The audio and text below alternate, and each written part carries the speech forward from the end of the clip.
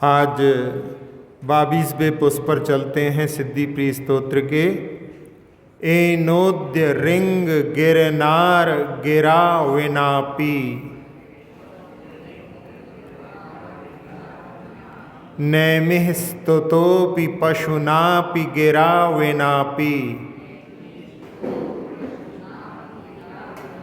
कंदर्प दर्प दलनः क्षतमोहतानः,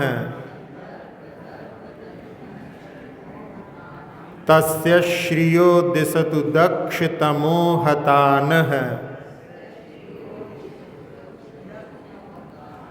एनोद्रिंग गिरनार गिरा विनापी,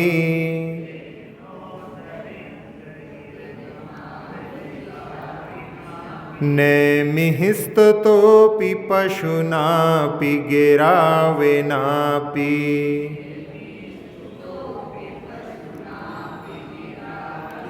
कंदर्प दर्प दलनः क्षतमोहतानः,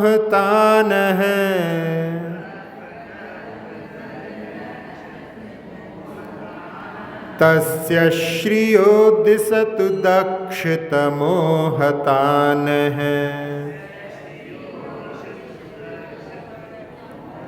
एनोद्रिंग गिरनार गिरा विनापी,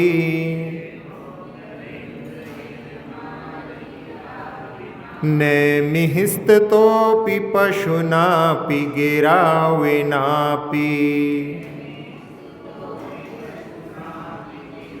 कंदर्प दर्प दलनः क्षतमोहतानः,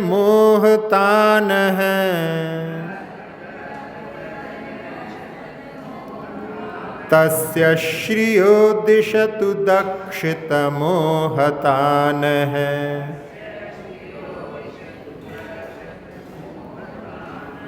नेमिनाथ भगवान की स्तुति करते हुए आचार्य पूज्यपाद महाराज कह रहे हैं, उद्य रिंग गिरनार गिरऊ, जो ऊंचा श्रेष्ठ शिखर वाला गिरनार पर्वत है उसके ऊपर,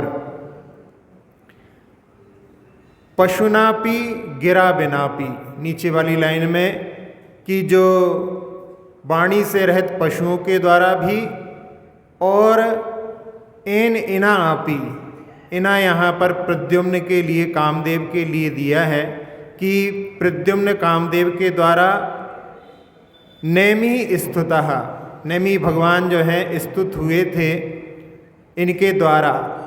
और भगवान कैसे हैं? कंदर्प दर्प दलनः, कामदेव के घमंड को नष्ट करने वाले, और क्षत मोहतानः, मोह के विस्तार को नष्ट करने वाले।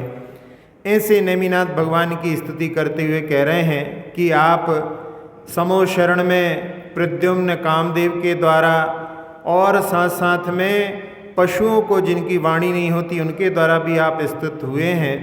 ऐसे नेमिनाथ भगवान से कि नह तस्य अहता श्रिया, आप हमारे लिए उस अविनाशी लक्ष्मियों को दिशतु यानी प्रदान करें। तो जो गिरनार पर्वत पर जो कि ऊंचा शिखर है उसके ऊपर स्तुत हुए हैं, और उसमें समोषण का वहाँ पर जब 12 सभाएँ लगती हैं तो वहाँ पर पशु भी बैठते हैं उनके द्वारा भी, और कामदेव प्रद्युम्न के द्वारा भी स्तुत हुए हैं, जिन्होंने कामदेव के घमंड को नष्ट किया है और मोह के विस्तार को नष्ट करने वाले। ऐसे नेमिनाथ भगवान हमारे लिए अहता श्रिया यानी जो नष्ट नहीं होती ऐसी अविनाशी लक्ष्मी हमारे लिए प्रदान करें। नेमिनाथ भगवान के निर्वाण स्थली गिरनार के बारे में एक पुरातत्वविद हुए हैं डॉक्टर प्राणनाथ विद्यालंकार। उन्होंने एक सौराष्ट्र के प्रभास पट्टन से एक ताम्र पत्र मिला था, उसमें बेबीलोनिया के एक बादशाह है नेबूजरदानजर, उस समय में द्वारिका आए थे और उन्होंने वहाँ एक मंदिर का निर्माण करवा करके वो रैवत पर्वत के नेमि देव को अर्पण करने का वर्णन उस ताम्र पत्र में है। और वो 1140 ईसा पूर्व, मतलब आज से देखा जाए तो लगभग 3263 साल पहले गिरनार पर्वत जैन तीर्थ था, ऐसा उस ताम्र पत्र में उल्लेख है। दयानंद सरस्वती ने भी अपने सत्यार्थ प्रकाश में लिखा है कि मूर्ति पूजा जैनों के द्वारा सर्वप्रथम गिरनार पर्वत पर की गई थी। यानी मूर्ति पूजा का श्रेय जो है वो जैनों के लिए है और वो गिरनार पर्वत पर है। जब भारत का डिवीज़न हो रहा था, पार्टीशन हो रहा था, तो उस समय जूनागढ़ में एक मुस्लिम नवाब था। वो चाहता था कि पाकिस्तान में मिले, और उस समय में सरदार पटेल ने कि यहाँ पर जैनों के तीर्थ हैं इसलिए भारत में रहेगा। उस समय भारत में रखने के लिए जैन समाज ने 1100 रुपये का चेक उस समय में जूनागढ़ के नवाब को दिया था। और जहाँ तत्कालीन जो सिंध सरकार थी, उन्होंने जैन समाज की लिखित प्रार्थना पर सभी कमिश्नरों को जैन समाज के स्थल को सुरक्षित रखने के लिए वहाँ पर निर्देश दिए थे। 1902 में, 14 में, 36 में नवाब की आज्ञा लेकर के 5वीं टोंक पर मरम्मत कराई गई थी।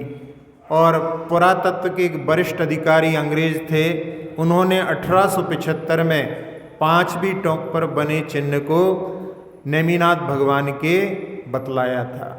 बहुत सारे ऐसे पुरातत्व के भी उल्लेख हैं जिनके माध्यम से वो जैन तीर्थ के रूप में ही प्रसिद्ध था, जिसके लिए यहाँ पर लिखा है कि उद्दरिंग गिरनार गिरऊ, जो ऊंचे श्रेष्ठ शिखर वाले गिरनार पर्वत पर भगवान का समोशरण लगा। समंत भद्र स्वामी ने जहाँ स्वयंभू स्तोत्र में उसके लिए ककुदम भुवः खचर योषि दुषित शिखरई रलंकृत।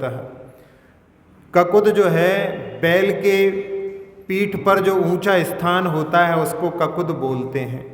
बहुत ऊंचा स्थान अलग से दिखाई देता है। ऐसे ही गिरनार पर्वत चारों ओर समतल है, लेकिन बीच में बहुत ही ऊंचाई वाला वो पर्वत अलग से ककुद के समान वर्णन किया गया है। भगवान नेमिनाथ का वर्णन आप सभी लोग जानते हैं कि हरिवंश में उनका जन्म हुआ है, और इन्हीं के वंश में प्रद्युम्न भी, जो कि श्री कृष्ण के पुत्र थे, जब जिनका जन्म हुआ और एक असुर वहाँ से ऊपर से निकल रहा था और उसका विमान ठहर गया, और उसने अपने विभंग अवधि से जाना तो पता पड़ा कि यहाँ पर मेरा शत्रु का जन्म हुआ है। पूर्व में उसकी पत्नी बहुत सुंदर थी और उसको मधु राजा ने ग्रहण कर लिया, और उसने अपनी पत्नी के विरह में तापसी के व्रत लिए और उसके कारण वो तपस्या करके असुर बना। तो जब उसको याद आता है तो वो उसका अपहरण कर लेता है, नवजात शिशु का, सबको वहाँ पर निद्रा में सुला करके, और ले जाने के बाद में उसको मैं मार डालूं, क्या करूं, पक्षियों को खिला दूं, ऐसा करके वहाँ पर वो मन में भाव आते हैं। फिर सोचता है इतना छोटा सा है, ऐसे ही मर जाएगा, ऐसा सोच करके एक शिला के नीचे उसको रख करके चला जाता है। और जो चरम शरीरी हैं, उत्तम संगठन से युक्त हैं, उनका असमय में मरण होना संभव है क्या? तो ये वहाँ पर असंभव है, इसलिए वो वहाँ पर जीवित रहते हैं।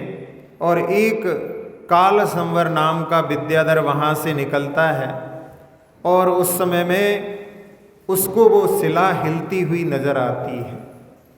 आकर के देखता है और उस बालक को वहाँ से निकाल करके अपनी पत्नी के पास में लेकर के जाता है, और पत्नी उस समय में वहाँ पर उस शिशु को देख करके पहले तो वो कहती है कि ये कहाँ से लेकर के आए हो, तो उस समय में कहती है कि तुम्हारा ही पुत्र हुआ है। तो वो असुर जब बाद में उसको सुंदर रूप देख करके उसके कान में वहाँ पर अच्छे अच्छे जो हैं रत्नादि पहना देता है, उनको वहाँ पर पहने देख करके वो वहाँ पर कहती है कि ये यदि अभी उत्पन्न हुआ है तो कान में ये कैसे ये कुंडल आदि पहने हुए हैं। तो उस समय में फिर बाद में वो बताता है कि इस प्रकार से प्राप्त हुआ है और इसका गूढ़ गर्भ था, ऐसा कह करके ये पुत्र उत्पन्न हुआ है, इसी को युवराज पद दिया जाएगा, ऐसा उसकी माँ ने वहाँ पर संकल्प अपने पति से लिया। और इधर जब पता पड़ता है तो सभी लोग रुदन करते हैं।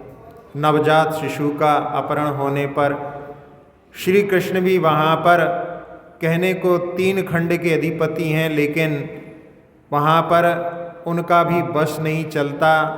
वो अपहृत पुत्र के बारे में खोज करते हैं लेकिन कोई खबर नहीं लगती। तब वहाँ पर नारद आते हैं और वो उनके रुदन को देख करके विदेह क्षेत्र जाते हैं और वहाँ का जो चक्रवर्ती रहता है, जब नारद वहाँ पहुँचते हैं तो प्रश्न करते हैं कि ये कौन है, तो भगवान वहाँ पर बतलाते हैं कि ये भरत क्षेत्र से आए हैं और श्री कृष्ण के पुत्र का अपहरण का पता लगाने के लिए आए हैं। 16 बरस में वो अपने घर में लौटेगा। 16 विद्याओं का लाभ लेकर के, साथ में प्रज्ञप्ति आदि विद्याओं के लाभ के साथ में वो 16 वर्ष में लौटेगा। और इस समय में कहाँ है जब बतलाते हैं तो वो नारद वहाँ पर जा कर के उसको देख करके और यहाँ पर अच्छी तरह से उसका पालन हो रहा है, हर्षित होकर के आकर के श्री कृष्ण आदि को सबको बतला करके चले जाते हैं और कह देते हैं उस समय कि जब वो आएगा तो उस समय में जो वृक्ष सूखा हुआ है वो पुलकित हो जाएगा, उसमें भी नए नए पल्लव आ जाएंगे, जो वापिका सूखी हुई है उसमें भी पानी आ जाएगा। ऐसे कुछ संकेतों से पता पड़ जाएगा। और इधर जब वो युवावस्था को प्राप्त करता है उस समय में उसके लिए जब युवराज बना देते हैं तो उसके अन्य जो सौतेले भाई रहते हैं वो वहाँ पर उससे द्वेष रखते हैं और उनके लिए ऐसे ऐसे स्थान पर भेजते हैं जहाँ से वो सब जगह लाभ लेकर के लौटता है। और जब वो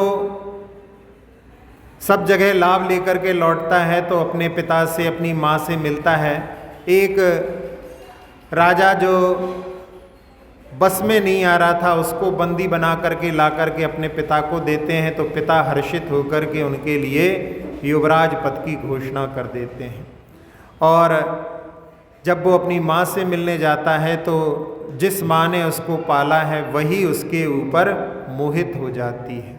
कामदेव थे और उस समय में वो शील से युक्त होने के कारण मना करते हैं, लेकिन वो वहाँ के प्रण निवेदन को देख करके और उनके लिए मुनिराज से पता पड़ा था कि वो विद्याएं तुम्हें अपनी माँ के माध्यम से प्राप्त होंगी, तो उस समय उन विद्याओं की प्राप्ति के लिए वो वहाँ पर कि आप हमें विद्याएं प्रदान करो तो फिर मैं आपकी प्रार्थना पर विचार कर सकता हूँ। और जब उनके लिए प्रज्ञप्ति आदि विद्याएं दे देती है और उसके बाद में उनको नमन करके कहते हैं कि आपने हमको पाला भी है, विद्याएं भी दी हैं, तो आप तो मेरी माँ हैं।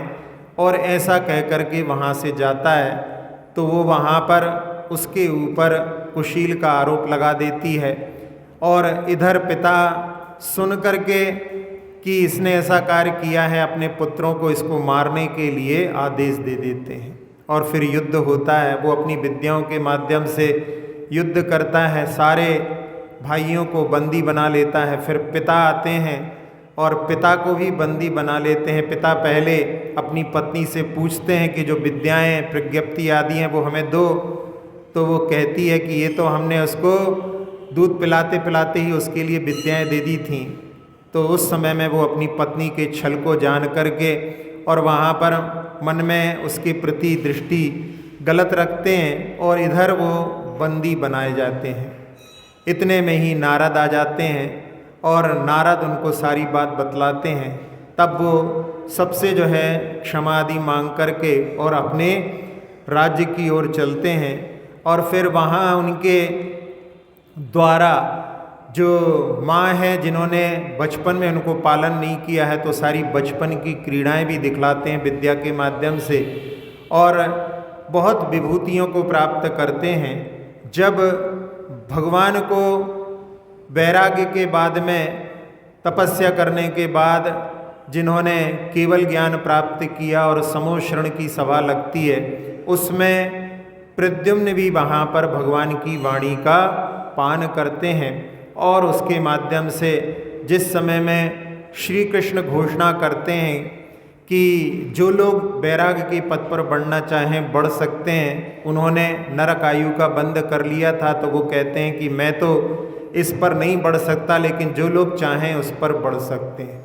तो उस समय में प्रद्युम्न और उनके शंभु भी जो भाई थे वो भी, और साथ साथ में प्रद्युम्न का पुत्र अनिरुद्ध वो भी वहाँ पर जो है वैराग्य को, और बहुत सारी उनकी रुक्मणी आदि रानियाँ रहती हैं, सभी दीक्षा को धारण कर लेते हैं।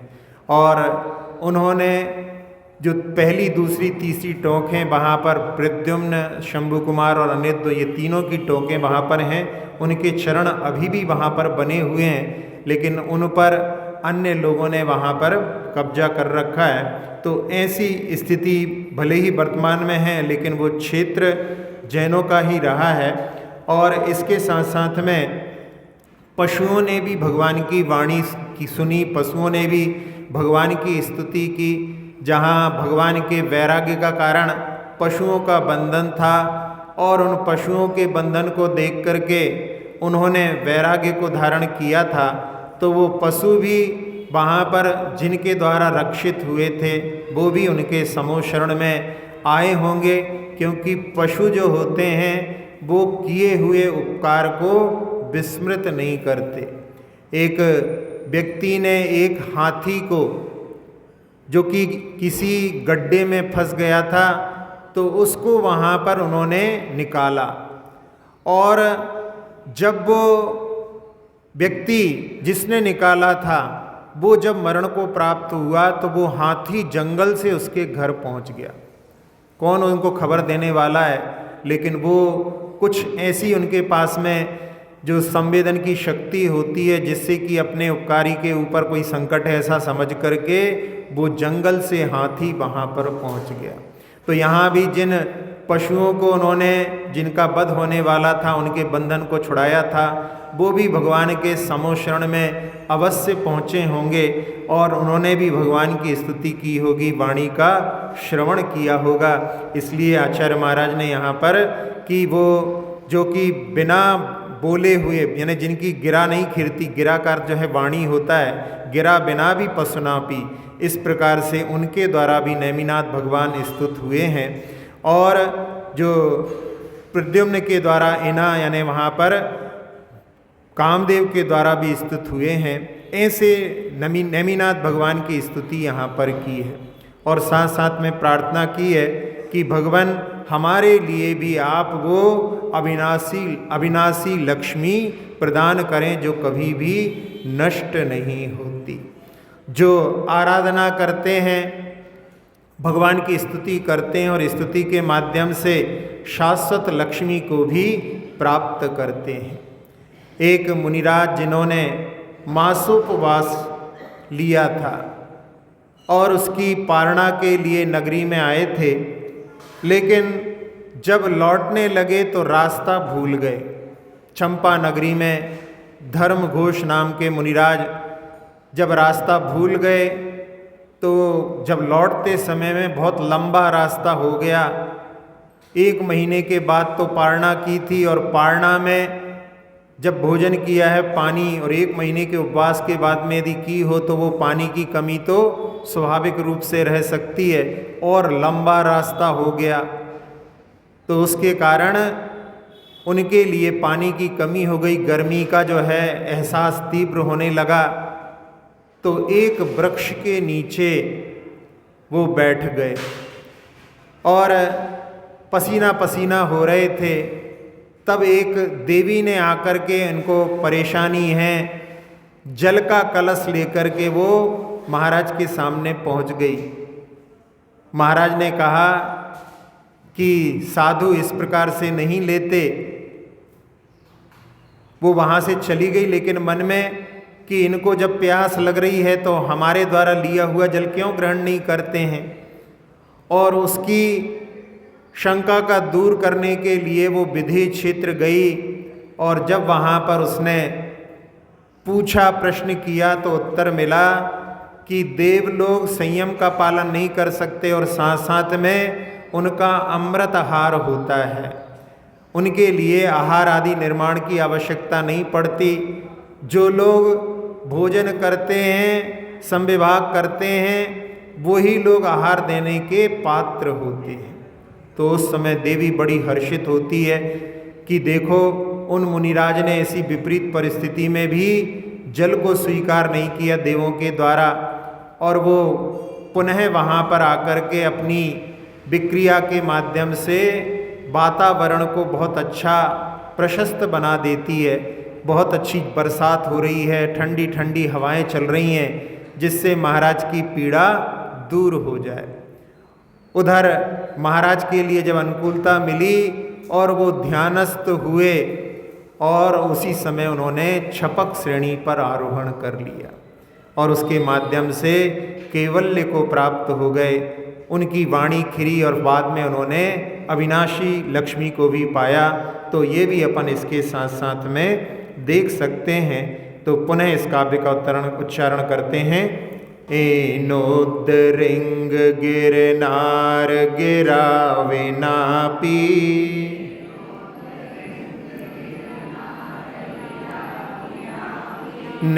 नैमिस्तुतोऽपि पशुनापि गिरावे नापि।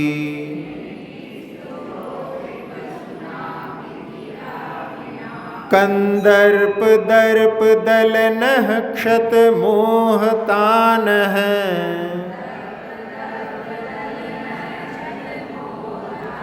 तस्य श्रियो दिशतु दक्षतमो हतानः।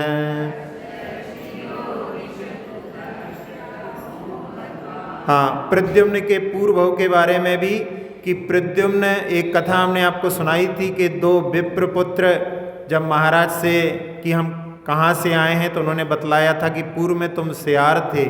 वो ही आगे चल कर के जब वो मधु और केटप भाई बनते हैं, और उस समय में इन्होंने परिस्त्री को ग्रहण किया, लेकिन बाद में एक मामले में राजा थे कि एक कहता है कि हमारी पत्नी को इन्होंने ले लिया है। तो उस समय में उसके लिए दंड बताते हैं, तो पत्नी वहाँ पर व्यंग करती है कि आपने भी तो ऐसा ही किया है।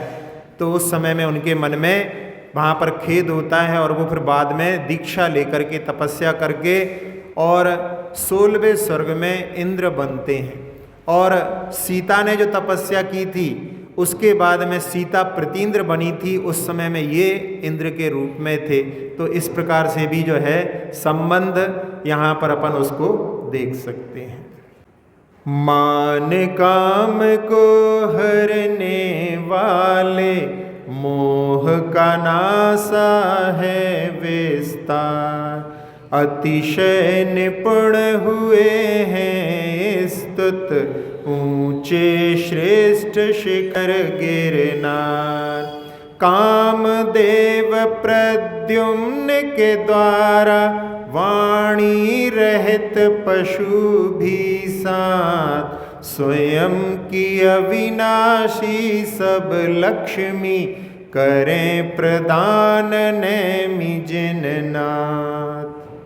अक्षर पद मात्रा से दूषित वचन अगर ममहीन रहे, और प्रमाद कषाय के वश में सम्यक अर्थ विलीन किए। जिन वाणी माता मेरी उन सब त्रुटियों को क्षमा करें, दे आशीष शीघ्र हम सबको केवल लब्धि रमा मिले।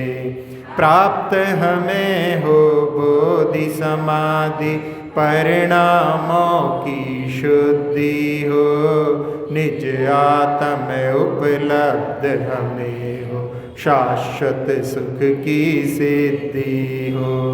चिंतित वस्तु दात्री माता, चिंतामणि उपमा भाति, करो वंदना पूर्ण विनय से, चरण रखूं मैं ये पाती।